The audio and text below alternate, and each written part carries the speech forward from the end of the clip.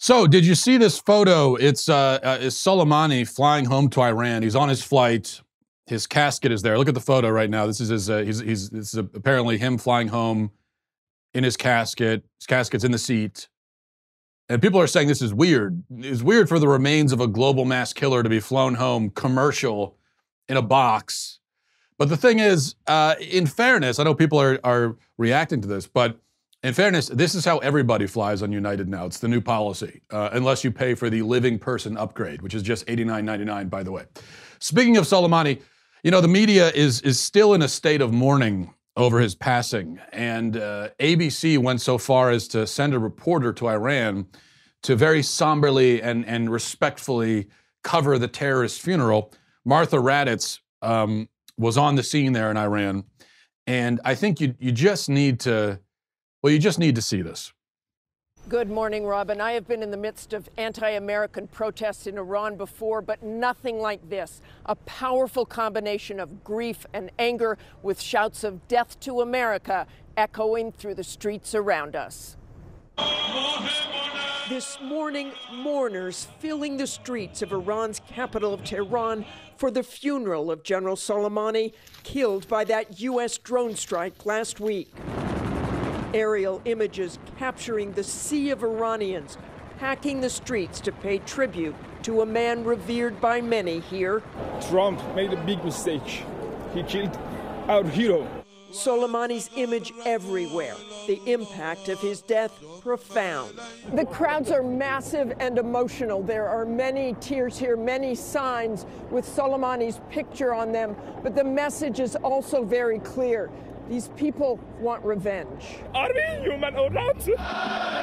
As we made our way through the streets of Tehran, people surrounding us, shouting death to America. We will have very hard revenge of Mr. Trump. Inside the funeral service, the emotion just as powerful. The supreme leader of Iran weeping and praying over a coffin draped in the Iraqi flag.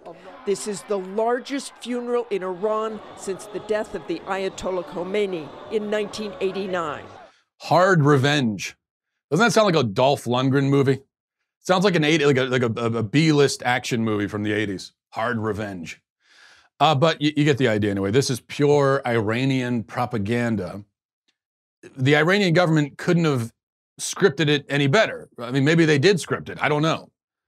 No mention of the fact that Soleimani was a murderous scumbag. No mention of him attacking our embassy or killing our troops. No mention of his oppression and torture of many thousands of people.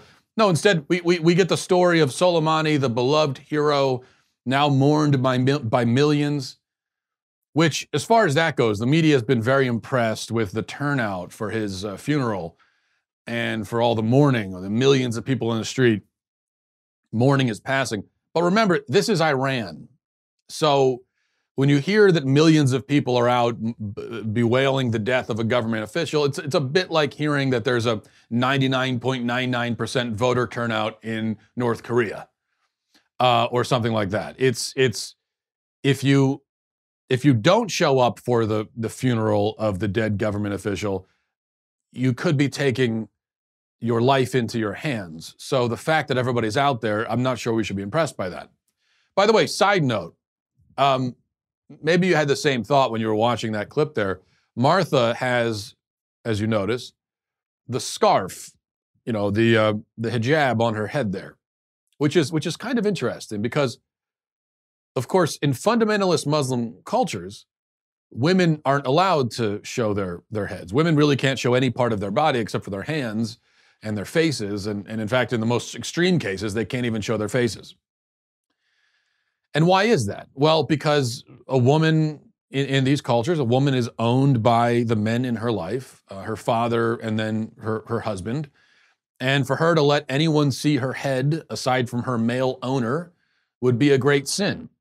Now, feminists in this country complain about the patriarchy and about the alleged systematic oppression of women and so on.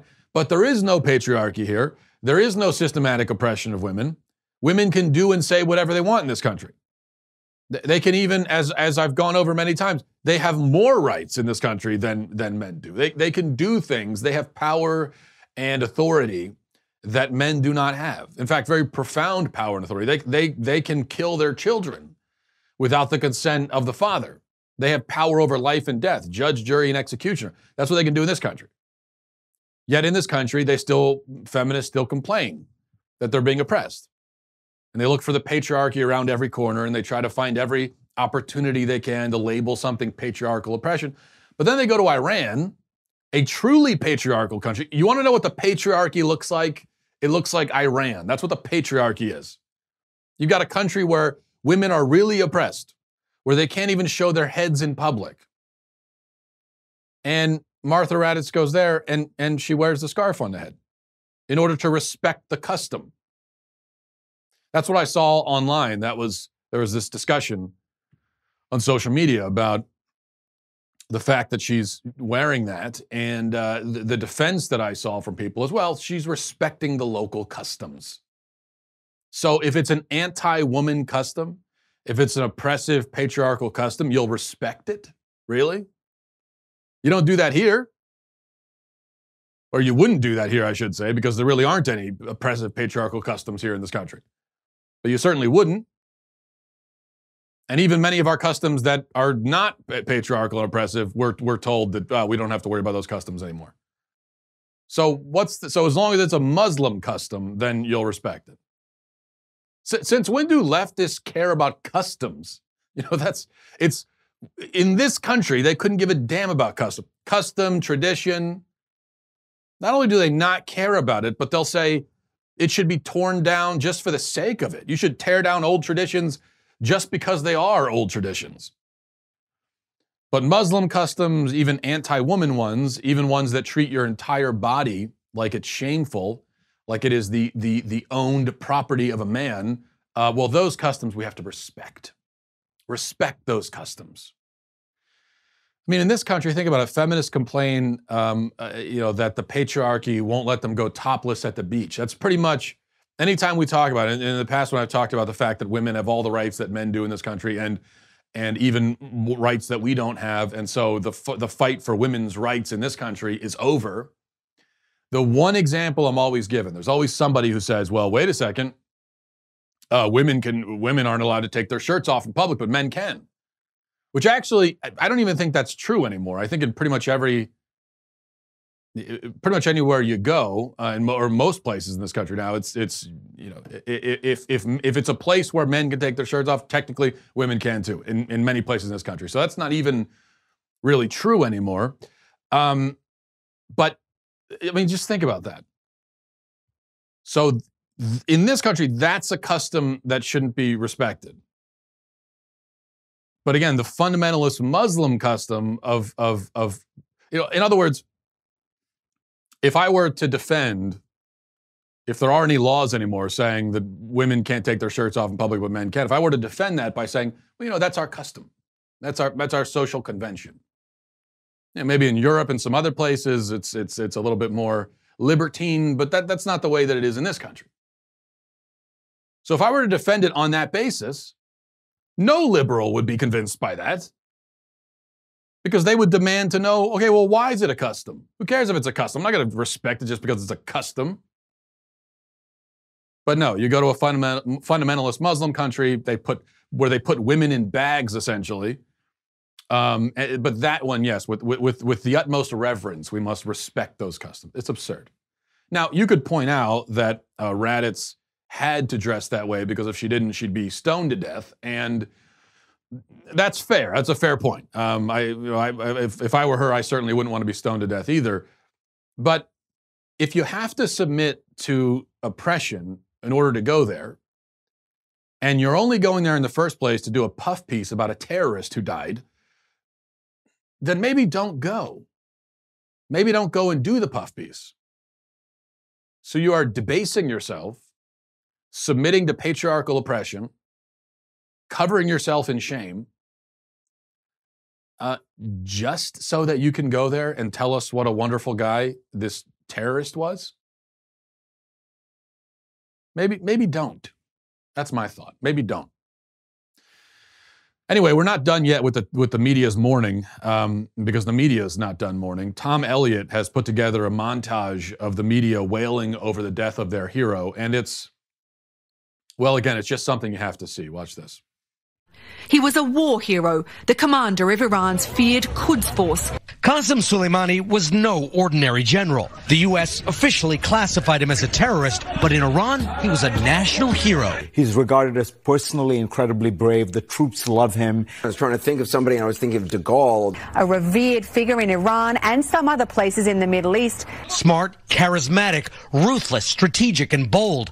His power made Iranians proud. But even many of Soleimani's enemies admitted he was a military genius. Qasem Soleimani was an evil genius. Soleimani was in charge of spreading Iranian influence around the world, and he was extremely good at it. He is think of the French Foreign Legion, if you will. By killing Qasem Soleimani, the U.S. has stripped Iran of an inspirational military leader. The crowds are massive and emotional. There are many tears here. Thousands of mourners on the streets in Iran. Symbolic caskets aloft, weeping and chanting, "I am Soleimani." The supreme leader of Iran weeping and praying over a coffin draped in the Iraqi flag. Smart, charismatic, ruthless, bold, strategic. Do you think they eulogized bin Laden that way? Did the media? Bin Laden was smart. He was strategic. He was bold. He had a following of a lot of people who loved him. Yet when he died, for some reason, the media didn't use those kinds of words to describe him, did they? Well, why is that? Because it would be completely crazy and inappropriate. And the fact that he's smart is not the point. Okay, that's not what he's going to be remembered for.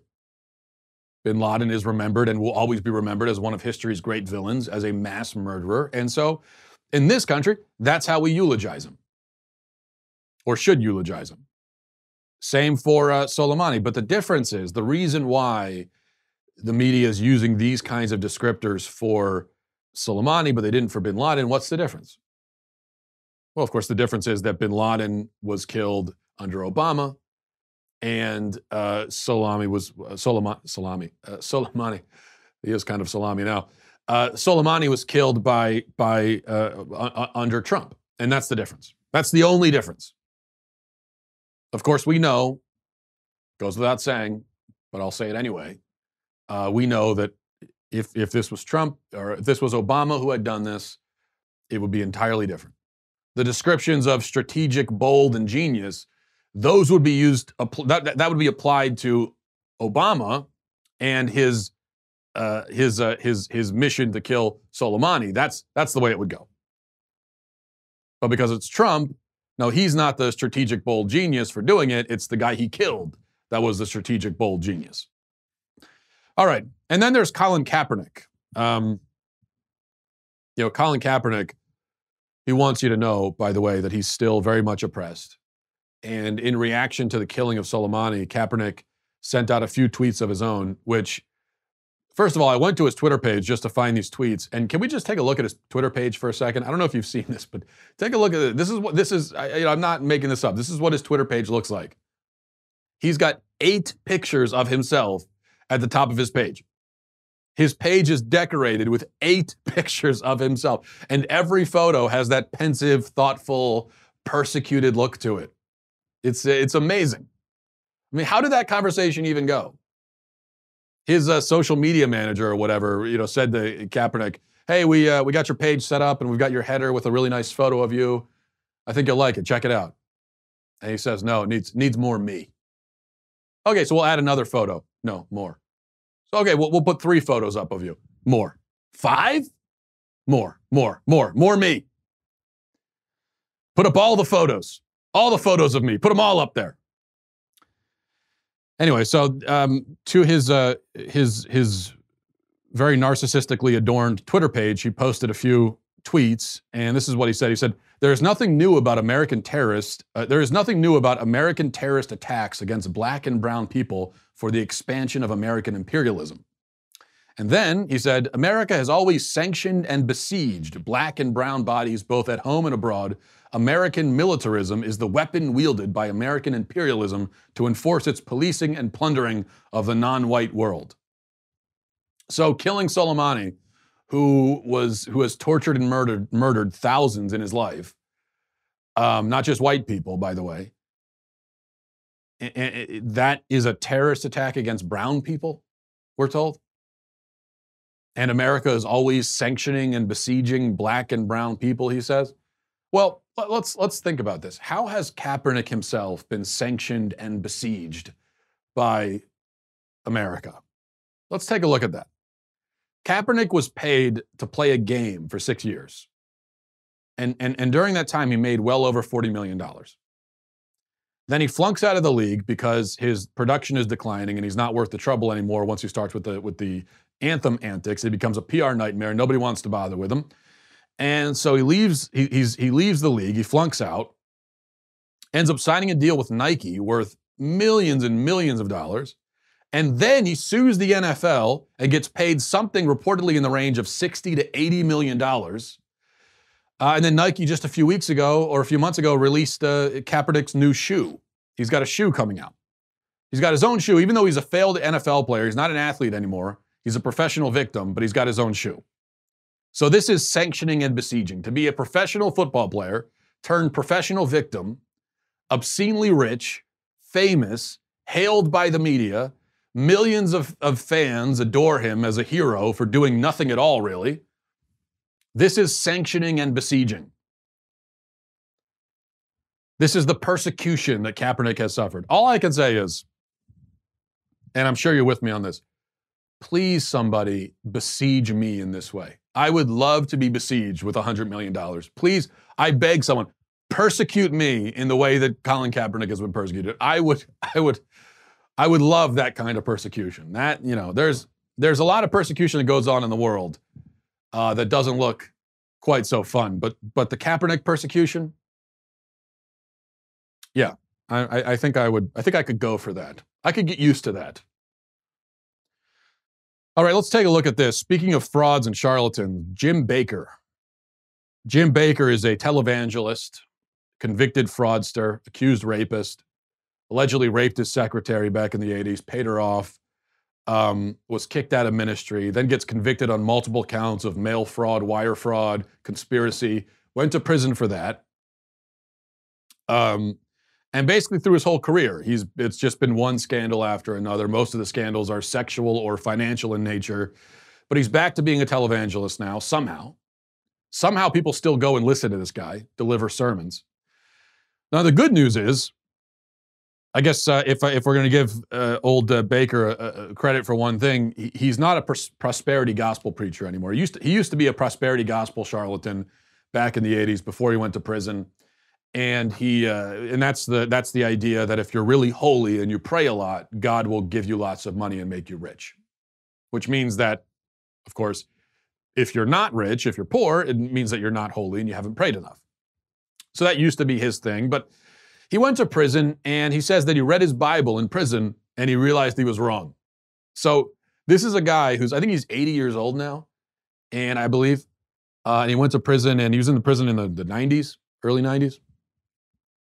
So he read his Bible all the way through for the first time when he was, like 50? He'd been in ministry his whole life. Finally, in his 50s, he says, you know what, maybe I'll pick this thing up and read it. So he just read it recently, only recently realized what's even in the Bible, yet people still go to him to hear his theological opinions. I think he got out of prison in like 94, 95, got back into ministry in 2003 or 4. So it's only been 8 years since this 50-plus-year-old man even read his Bible. And he's a televangelist, and people are going back to him to hear what he has to say about theology.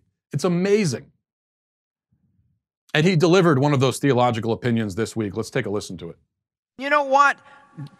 Trump is a test whether you're even saved. Only saved people can love Trump. No, No, you got to be really saved. You got to forgive. You got to be able to forgive. You forgive when you're saved. So there you go. If you don't love Trump, you aren't saved. That's Baker's new grift. You know, you see, he just moved on from one scam to the other. His old scam was prosperity theology. That didn't work. He took his own advice a little bit too much, ended up in federal prison. Then he gets out and eventually reinvents himself and his theology, starts pandering to the Trump crowd, starts getting more political, realizes there's an audience there. And now he says that, no, wealth is not the test of whether you're saved. Trump is the test. So it's not an economic or financial litmus test that gets you into heaven. It's a political one. God's going to check your scorecard, check your voting record, decide based on that.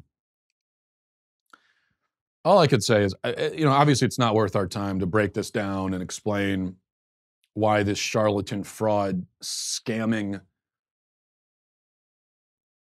so on and so forth, is wrong about this.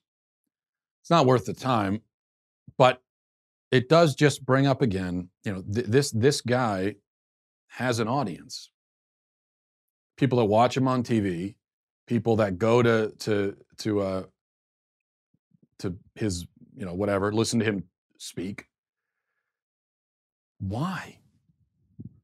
It is such, and he's not the only one, of course. There's a lot of them out there, of these blatantly obvious charlatans and frauds who are manipulating and just saying whatever they have to do to gain a following and enriching themselves and using the Bible and this cloak of Christianity to do it. And it's so obvious what they're doing. Yet millions of Christians fall for it. It is such an indictment. It's an indictment on the lack of depth and intelligence among so many American Christians. And I'm sorry to put it that way. I hate that is the fact, but it is the fact.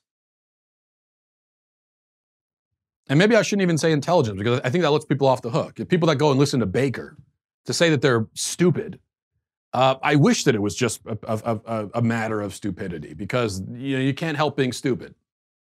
But it's more than that. You're being willfully deceived. So I actually, in fact, I'm going to amend that statement. It's not a matter of intelligence, because I'm not going to let anybody off the hook. I think these are people who are being willfully deceived, because they go and listen to this guy because they get something out of it that they like.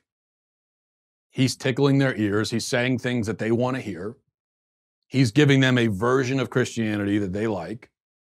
And that's why they go to him. And at some level, they must know, because they're not stupid, they must know that this is all BS and that this guy's a wolf in sheep's clothing. They must know it. So I hold them accountable too. And before it was, okay, you go to somebody like Baker because of the prosperity theology, and he says, and he promises you wealth and riches if you pray the right way. And of course, that's going to be appealing to people. And so that's why they go to him. And they're willing to overlook all this stuff. He's convicted of fraud. He's a convicted fraudster. Then we're going to overlook that because he's telling us what we want to hear. Well, he decides that's not so popular anymore, so I'm not going to do that anymore. And remember, and also, prosperity theology, the heyday of prosperity theology was in the 80s, the 70s and 80s. In recent years, a lot of people have woken up to the scam, and other people in the church are fighting back against it, so it's not so popular anymore. I don't think it's a coincidence that Baker had his come to Jesus moment. Literally, he had his realization right around the time when prosperity theology wasn't popular as it used to be. So he realizes it's not so popular, comes up with a new scam. And this time it's more political and everything, and he's like a Republican televangelist now. And so people who are Republican, they like to hear this. That's great. I mean, if you're already a Trump supporter, right? you would, and this guy says, oh, you're saved if you support Trump. That's nice to hear. Yeah, but you know it's wrong. You know it. You must know it. And we got to do better than this. We just have to. And I don't want to hear, you know what? And I know I'm going to get emails from people saying, oh, well, what about forgiveness, Matt? Shouldn't we forgive him? Yeah, he went to jail. Yeah, he's a convicted fraudster and liar who went to prison. Originally was supposed to go to prison for like 40 years and got out. I mean, he should still be in jail right now. And yeah, he paid off a woman that he allegedly raped and so on. But we should forgive. We forgive. I don't want to hear that, okay? This forgiveness thing has become such a cop-out. It's become this sort of, such a broad concept. It's supposed to be a get-out-of-jail-free card for people, and it's not. First of all, what does it mean? If you're not directly affected by something bad that somebody did, you realize that you forgiving them means nothing. What do you mean you forgive them? So a guy commits fraud and, scams people out of money. And you are not one of the people who got scammed out of money and you forgive him? What do you mean it's not up to you to forgive. It's like if a guy's a serial rapist and you say, oh, I forgive him. I forgive him. You weren't a victim. If you're not a victim and you're not a family of the victim, what do you mean? What does it mean for you to forgive him? What does that even mean? It's not up to you to forgive. And it costs you nothing to forgive. Yeah, it's really easy to do that. Yes, I could sit here. In fact, right now, I'm going to sit here.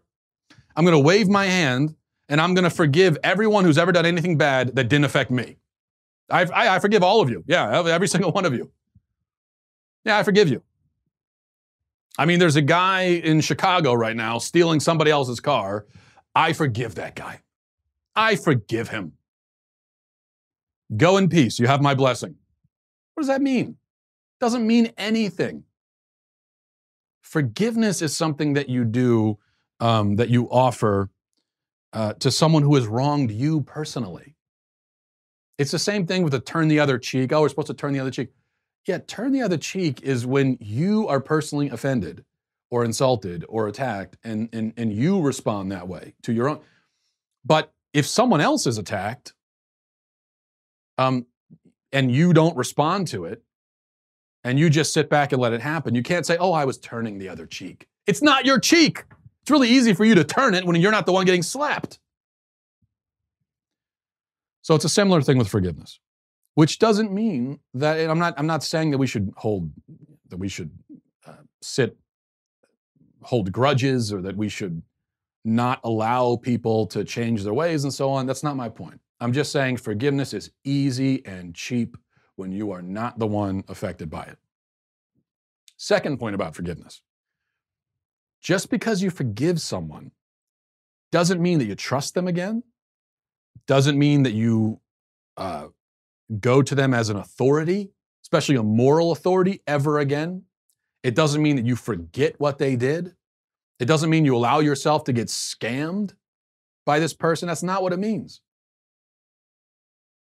So Jim Baker, convicted fraudster, yeah, go ahead and forgive him, whatever the hell that means. If you're not if you were not a victim of one of his many crimes, so go ahead and forgive him. That doesn't mean that you should go and listen to him as a moral or theological authority. And in fact, if he was actually serious if he was actually repentant and penitent, he wouldn't be putting himself up as a moral and theological authority. He would have gotten out of prison and went off into obscurity and moved into the mountains or something and lived in penance for the rest of his life.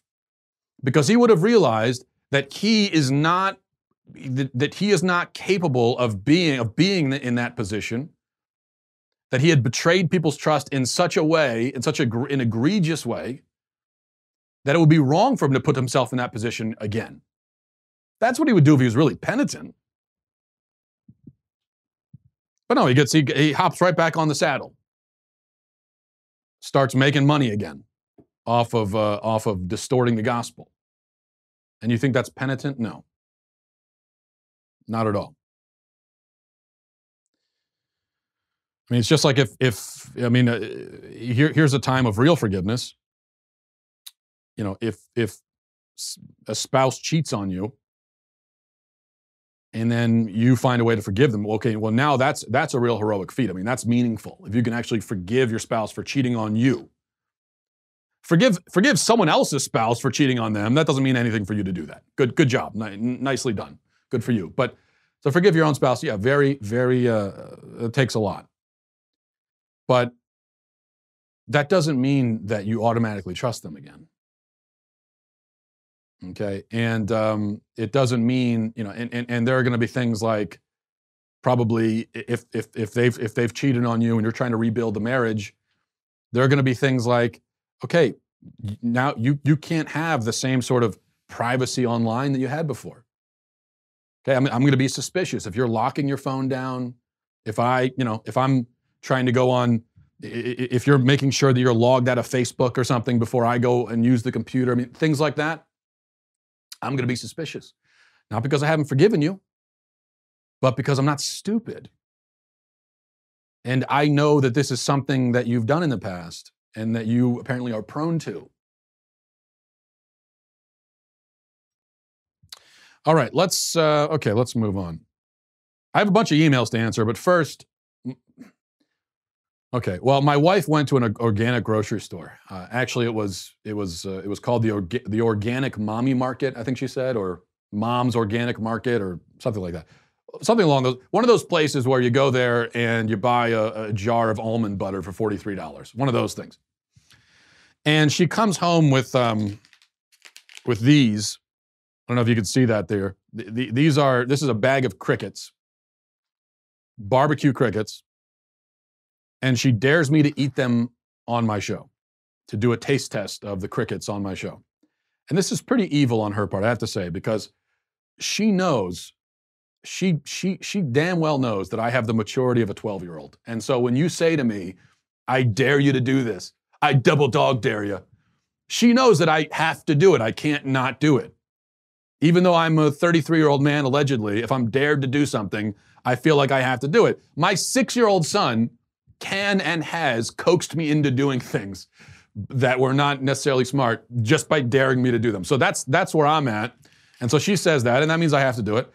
But as it happens, she didn't even really need to dare me to do this because bugs are all the rage these days. It's very environmentally friendly. Everyone's talking about how you're supposed to eat bugs. And as you guys know, I care deeply about environmentalism. It's an issue that's near and dear to my heart. It's probably my number one issue in life, as you know. I talk about it all the time. And so this is something that, you know, I feel morally obliged to do. I just hope that these are free-range crickets, because I only eat insects that are free-range, open source, grass-fed, Buddhist. By the way, this is just to give a shout out to the company. This is the company called Bug Bistro barbecue crickets. These are barbecue flavor crickets from Entomo Farms, it looks like. And there is a warning, very helpful warning on the back of this. It says, allergy warning, contains insects. So if you were wondering if the bag of insects contains insects, it does. The bag of insects doesn't contain Skittles, it turns out. It does contain insects. So, all right. Well, let's give these a try. First of all, they do, you know what? The bag of crickets, it smells like a bag of crickets. It pretty much smells exactly like you would expect. If I were to blindfold you and put this in front of your nose, you would say, smells like a bag of crickets. And you would be exactly right. So let's stop stalling and give these a shot. This could be life-changing. I mean, if I discover that I love these things, I can just go outside anytime, grab some crickets and have a nice snack. So they do look like crickets too. Got the eyes still there. You know, they haven't really tried to pretty these things up at all.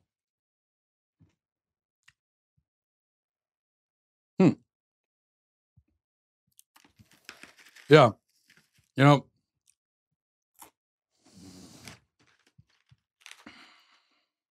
so the taste, it's got a little bit of little bit of a nutty almond taste to it. Definitely there's a very, very distinct almond flavor there. It tastes a little bit like there's a little bit of almond. There's a little bit of mud. And there's a whole lot of cricket. Yeah. It tastes a little bit like if you were to walk outside in the mud, then come back inside, take your shoe off, smother the bottom of the shoe in barbecue sauce, and lick it. That's sort of the taste. Not terrible. Not good. I'll tell you the worst thing about it. The taste is, the taste is not so bad. On a pure taste scale, I would say it's about a level above Taco Bell, which isn't hard to do.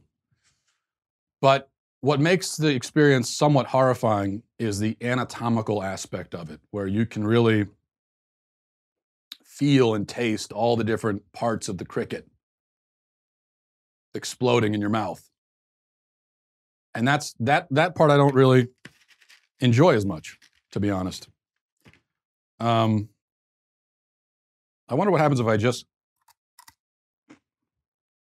So I just tried the head there. You know what? The head's not so bad. I think I'm more of a head guy. I think I like the head, but because the rest of the body, that's where you get all the legs and everything and the wings. Plus, when you eat the head, you get you absorb the brain, the tiny little brain of the insect, and so I believe scientifically you absorb the insect's IQ. And so after about 3 or 4 of them, you'll be as smart as Alexandria Ocasio-Cortez, which is nice. So that's insects. I think I still prefer to eat cows instead. As somewhat tolerable as these are, I think I would just prefer to stick with beef. But that's just me. And I am wondering how much these cost, because this was at an organic market. And I don't even want to ask my wife, but I'm afraid that when I ask her, she's going to tell me they were $27 for a bag of bugs. Yeah. The aftertaste, not so great either. Very crickety aftertaste. All right. Let's move on. This is from, we'll go to emails, mattwalshshow@gmail.com, mattwalshshow@gmail.com. Now I have the cricket part stuck in my teeth and in my throat. Not pleasant. Not very pleasant. This is from Jana, says, hey, Matt, just a heads up. Never attend a mass in Argentina. My mother is from there, so I have firsthand experience. If you, however, decide to ignore my advice, you'll be expected to not just shake people's hands, but to also hug them. Argentinian men kiss each other in the cheek. Most Argentinians are of Italian descent, so there's that. And Pope Francis knows that, of course, but this Pope is a commie, so he's fine with Castro and Maduro grabbing his hands, but lashes out when someone else does it. You know, Jana, I kind of appreciate that, and I got a few emails. We talked about the sign of the peace in Catholic Mass last week, and yeah, I heard from other people from other countries saying, oh, you know, in our country, it's even worse than that. There's hugging and kissing. I kind of appreciate that. Now, don't get me wrong, it's horrific. If I ended up in a church where they did that, I'd just become a Jehovah's Witness on the spot. But what I'm saying is, if you're gonna take a break in the action randomly to let people exchange signs of peace, whatever that means, you may as well go full tilt. I mean, you might as well really go for it. Because the awkward, formal American thing with the handshake where you're just, peace be with you. Yes, and with you. Yes, yes, peace be with you. Peace be with you. Peace, peace, peace. Or you're just barely grabbing the person's hand. It sort of defeats the purpose. So at least with the Argentinians, they really, I mean, when they give the sign of peace, they really give it. And so that as horrible as it is, I can appreciate that. This is from Nicholas, says, hi, Matt, greetings from the land of spiders and unfortunately right now, fire. I wanted your thoughts on I've got crickets on the desk here. I wanted your thoughts, and I've still got crickets stuck in my throat right now can't they at least tear the legs off these things before they put them in the bag? Greetings from the land of spiders and unfortunately right now fire. I wanted your thoughts on the theological considerations of these fires. Last year, a famous Australian sports star said that the fires were God's punishment for same-sex marriage and abortion. Both are legal in Australia.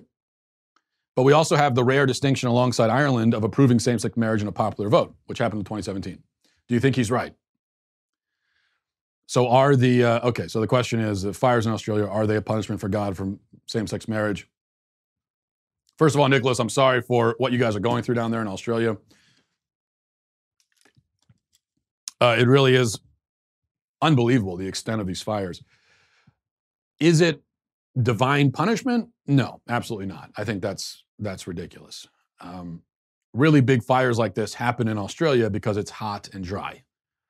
And that's why it happens.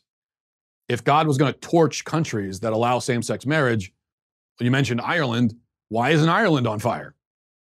Well, you could say Ireland is wet and cold, so they don't really get forest fires like other countries, like Australia does.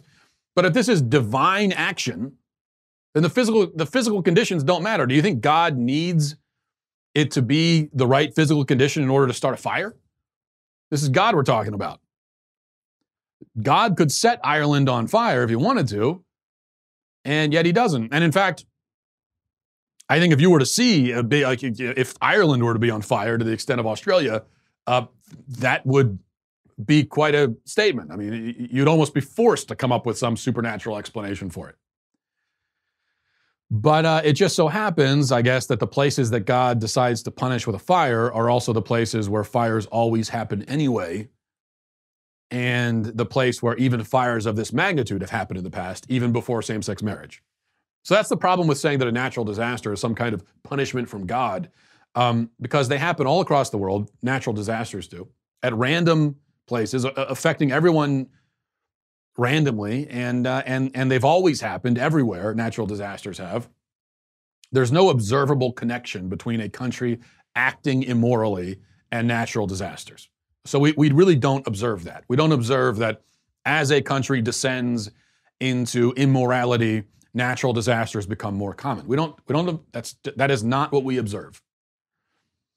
I think what Christians try to do with this is very similar to what leftists do by blaming it on global warming. Again, you can't blame it on global warming because Australia has always had bushfires, and they've had really bad ones in the past also.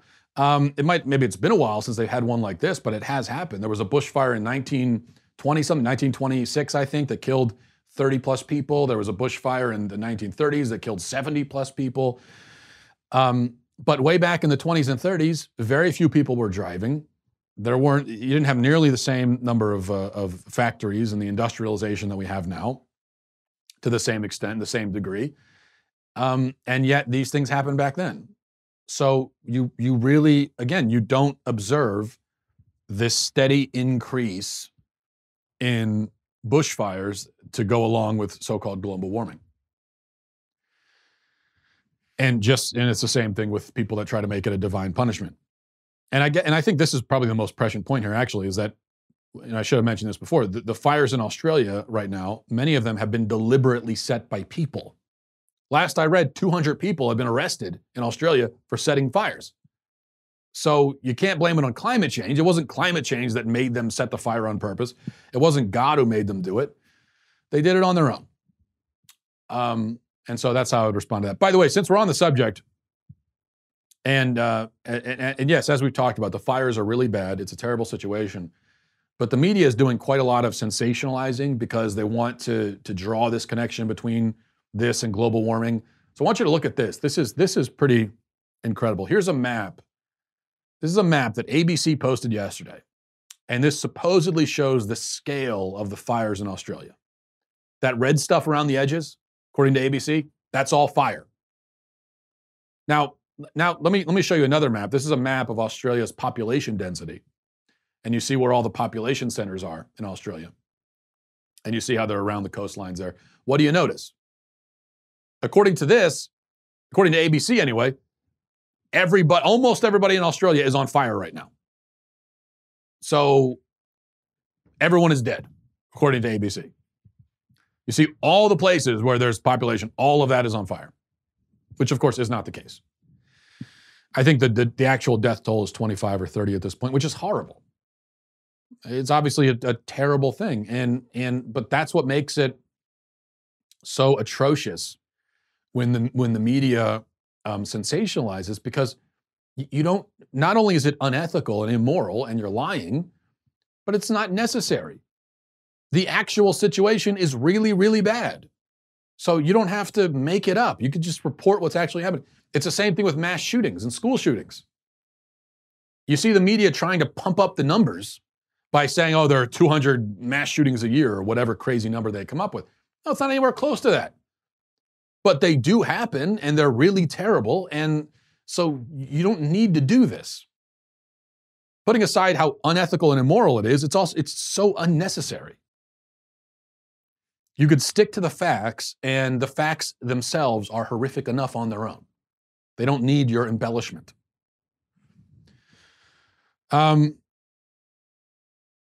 Let's see, we'll do one more. This is from Andrew. It says, great show, love your commentary. I enjoy and have, for the most part, always enjoyed comedians like Gervais, Chappelle, and Rogan. However, I find that as much as we like to lift them up right now, as we side with them against the outrage culture, the Catholic predator jokes and atheistic attacks always strike me the wrong way. Is this an inability to take a joke on my part, or would you want these jokes to be gone from the repertoire for better enjoyment? And this is an interesting point. I saw somebody online yesterday say, hey, conservatives, Ricky Gervais isn't on our side. He's not a conservative. And that's true, he's not. Ricky Gervais is pro-abortion, socially liberal, extremely atheist. His stand-up act, I've watched a couple of his stand-up acts, and I think he's very funny. I think he's a really talented, not just as a comedian. I think he's more talented even in creating shows and as a scriptwriter for TV shows. But anyway, this atheism is a big part of what he does. And his stand-up act consists of, at least the ones I saw, it's like 80% jokes about religious people. But that's actually why I appreciate him, because he's not pandering. He really is an equal opportunity offender. Joe Rogan also is atheist and is very outspoken about that. But I appreciate that because, number one, you're being honest about how you feel and what you think. And I think we need that in this country, even if I disagree. I mean, at this point, I'm at a point right now where I'm so tired of the pandering that happens on both sides. I'm so tired of the same old thing from everybody. Everyone just the same talking points. It's just how redundant and repetitive everything is, and how safe everybody is. You know, you find your tribe or your side and you stick to those talking points. You don't want to upset them. You always want. So I'm at the point where I can appreciate anyone who is actually honest about how they feel and thinks for themselves and isn't worried about cultivating a tribe or sticking to a tribe's talking points. But it just says, look, this is how I feel, this is what I think. Some of it is going to be consistent with what this camp says. Some of it's going to be with this camp. I don't care. This is just what I think. So I appreciate that. And I also appreciate that, you know, somebody like Ricky Gervais, he is liberal, yet he's up there calling out his own people. And I respect that as well. So, you know, it doesn't, yeah, I mean, if I'm going to sit and watch a comedian, would I prefer if they don't spend 25 of the 45-minute set making fun of Christians? Yeah, I mean, I'd prefer it personally, but I guess my point is the fact that somebody like that with that viewpoint got up at the Golden Globes and did what he did, I think that's more powerful. The fact that he's a socially liberal atheist and even he's up there saying this to these people, that makes it more powerful. It's more powerful than if some conservative Christian had done it. Not that a conservative Christian would ever be invited to host the Golden Globes in the first place, but that's the point. We need people in that world to, you know, speak out against some of this stuff. All right, we'll leave it there. Thanks everybody for watching. Thanks for listening. Go get your Bug Bistro crickets today and enjoy them. And I'll talk to you tomorrow. Godspeed.